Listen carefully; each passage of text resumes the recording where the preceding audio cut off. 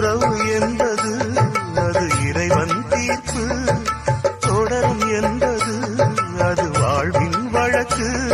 என் வாழ்வோ பகல் கனவு.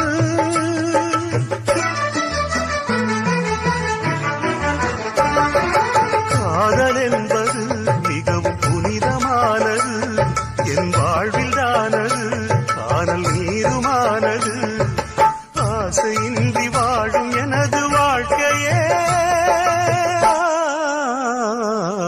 எனது வாழ்வில் ஒரு வசந்தம் இருந்தது, அந்த வசந்தம் யாவுமே இன்று மறைந்து போனதே.